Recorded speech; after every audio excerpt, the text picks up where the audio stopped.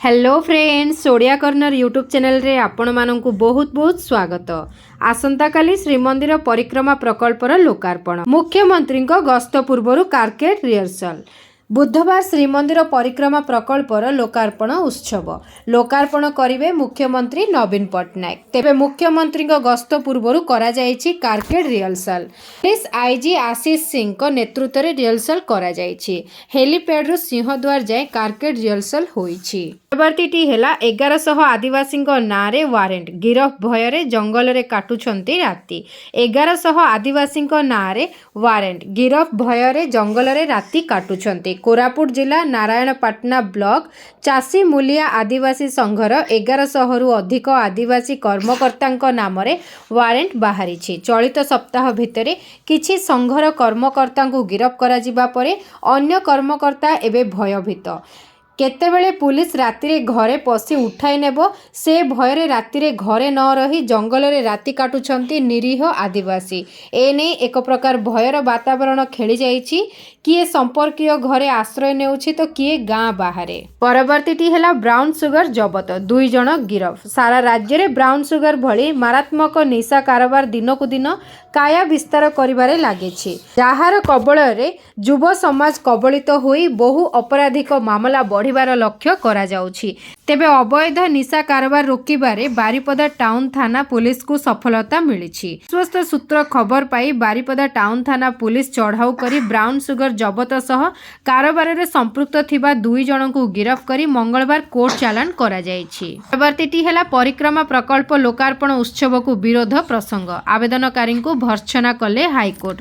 परिक्रमा प्रकल्प लोकार्पण उत्सव को विरोध प्रसंग, आवेदनकारी को भर्त्सना कले हाईकोर्ट। आवेदनकारी आय संपर्क में तथ्य मागिले हाईकोर्ट। सत्यपाठ जरिया तथ्य दाखल करने को आवेदनकारी को निर्देश देइछंती अदालत। 2 सप्ताह परे एही मामलार परवर्ती शुणाणी पाए दिन धार्य करा जायछि। परवर्तीटी हेला मुख्यमंत्री को जवाब मागिले केंद्र मंत्री। राज्य सरकार को कड़ा समालोचना करिछंती केंद्र मंत्री धर्मेंद्र प्रधान। बीजेपी कार्यालय रे आयोजित मिश्रण कार्यक्रम रे शामिल होई केंद्र मंत्री मुख्यमंत्री को सीधा सड़क प्रश्न करिछंती। शिक्षा, जलसेचन और आईन श्रृंखला आदि प्रसंग उठाई सरकार को प्रश्न करिछंती धर्मेंद्र। महिला अत्याचार रे 3टी राज्य मध्य ओडिशा रहिछि, एहार जवाब मागिछंती केंद्र मंत्री। एथिसह मुख्यमंत्री श्वेतपत्र जारी करंतु बोली से दाबी करिछंती। हिंजिली निर्वाचन मंडली केही बाहर को काम करबाकू जाऊ नाहांती बोली मुख्यमंत्री जगन्नाथ धंडा छुई कहंतु बोली धर्मेंद्र प्रधान आह्वान देइछंती। हेला संपत्ति लोभरे हत्या करा जायतिबा नै सूचना देले भुवनेश्वर डीसीपी। भुवनेश्वर बाली अंतार होटेल व्यवसायी विश्वजीत नायक हत्या मामला, हत्याकारी को गिरफ कला कमिशनरेट पुलिस। गिरफ अभियुक्त हेउछि महिला केयरटेकर सुंकी। संपत्ति लोभरे हत्या करा जायतिबा सूचना देइछंती भुवनेश्वर डीसीपी। अभियुक्त सुंकी पूर्वरु मध्य एक हत्या घटना रे 12 वर्ष सजा काटी जेल रु फेरिथिला। 2005 रे निज जा को हत्या करी जेल जाइथिला सुंकी। निज स्वामी सह अनैतिक संपर्क संदेह रे जा को हत्या करथिला सुंकी।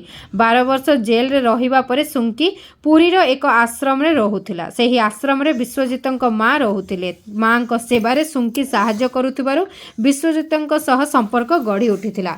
गत 14 तारिख रे विश्वजीतंक सह झगड़ा होइथिला, जहा परे उग्र रूप धारण करिथिला। परवर्तीटी हेला कटक बालिकुदा अंचल रे गुड़ी सूता लगी जड़े आहत। स्थानीय लोकंक उद्यम रे बंचिला जीवन। कटक बालिकुदा अंचल रे गुड़ी सूता लगी जड़े आहत। स्कूटी रे भुवनेश्वर कटक जाउथुबा बेले युवकंक बेकरे प्लास्टिक सूता लगी युवक जनक आहत होइछंती। स्थानीय लोकंक उद्यम रे युवकंक जीवन बंची जाइछि। मकर संक्रांति रे गुड़ी उड़ाइबार परंपरा रहिछि, हेले गुड़ी उड़ाइबा पई व्यवहृत मांजा सूता लोकंक पई काळ पालटुछि। परवर्तीटी हेला बढ़िलाणी कोरोना। 24 घंटारे 180 जन नुआ संक्रमित चिन्हट। सारा देश में कोरोना महामारी पुणी थरे द्रुत गति रे व्यापीछि। प्रतिदिन नुआ मामला आसुछि। स्वास्थ्य मंत्रालय मंगलवार कहिछि जे गोटे दिन रे भारत रे कोविड-19 रो 180टी नुआ मामला रेकर्ड होइछि। एहा सहित संक्रमणर सक्रिय मामला संख्या 2804 को वृद्धि पाइछि। एथिसह 24 घंटा मध्य महाराष्ट्र रे संक्रमण हेतु 3 जनकर मृत्यु होइछि। परवर्तीटी हेला राज्य रे बढ़ुछि कुहुड़ी कमुछि शीत। राज्य में बढ़ुछि कुहुड़ी कमुछि शीत। कुहुड़ी रे विभिन्न अंचल में दृश्यमान दूरता कमिथिबार देखिबाकू मिलिछि। କୁହୁଡ଼ି ପାଇଁ ଗାଡ଼ି ଚଳାଚଳ ମଧ୍ୟ ବାଧାପ୍ରାପ୍ତ ହେଉଛି। ଆଞ୍ଚଳିକ ପାଣିପାଗ ବିଭାଗ ସୂଚନା ଅନୁଯାୟୀ ଆଗାମୀ 2 ଦିନରେ ପାଗର ପରିବର୍ତ୍ତନ ଆସିବ। ରାଜ୍ୟରେ ସବୁଠାରୁ ଅଧିକ ଥଣ୍ଡା ସୁନ୍ଦରଗଡ଼ର କିରେଇ ଅଞ୍ଚଳରେ ଅନୁଭୂତ ହେଉଥିବା ସୂଚନା ମିଳିଛି। କୁହୁଡ଼ି ପାଇଁ ଲୋକମାନଙ୍କର ଘରୁ ବାହାରିବା ମଧ୍ୟ କଷ୍ଟସାଧ୍ୟ ହୋଇପଡ଼ୁଛି।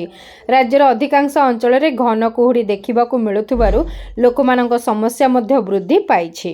ପରବର୍ତ୍ତୀଟି ହେଲା ଆସନ୍ତାକାଲି ଶ୍ରୀମନ୍ଦିର ପରିକ୍ରମା ପ୍ରକଳ୍ପ ଲୋକାର୍ପଣ ଉତ୍ସବ। ବନ୍ଦ ରହିବ ଓଡ଼ିଶାର ସବୁ ସ୍କୁଲ କଲେଜ। ବୁଧବାର ଦିନ ପୁରୀ ଶ୍ରୀମନ୍ଦିର ପରିକ୍ରମା ପ୍ରକଳ୍ପର ଲୋକାର୍ପଣ ଉତ୍ସବ ଅନୁଷ୍ଠିତ ହେବ। ଏଥିଲାଗି ଜାନୁଆରୀ 17 ତାରିଖକୁ ସରକାରୀ ଛୁଟି ଭାବେ ଘୋଷଣା କରିଛନ୍ତି ରାଜ୍ୟ ସରକାର।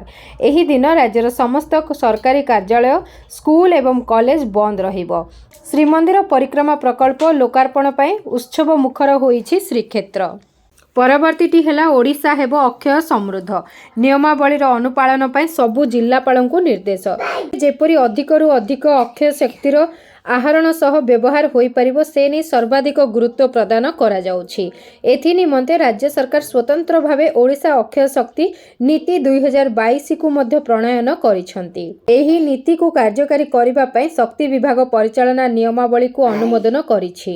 ପରବର୍ତ୍ତୀଟି ହେଲା BSKY ପଞ୍ଜୀକରଣ ଅବଧି ବୃଦ୍ଧି କଲେ ରାଜ୍ୟ ସରକାର। BSKY ନବୀନ କାର୍ଡର ଆବେଦନ ତାରିଖ ବୃଦ୍ଧି କରାଯାଇଛି। 16 ଜାନୁଆରୀ ଆବେଦନର ଶେଷ ତାରିଖ ଥିବାବେଳେ ଏହାକୁ ବୃଦ୍ଧି କରିଛନ୍ତି ରାଜ୍ୟ ସରକାର। ଆସନ୍ତା ଜାନୁଆରୀ 26 ତାରିଖ ପର୍ଯ୍ୟନ୍ତ ଗରିବ ହିତାଧିକାରୀମାନେ BSKY ନବୀନ କାର୍ଡ ପାଇଁ ଆବେଦନ କରିପାରିବେ।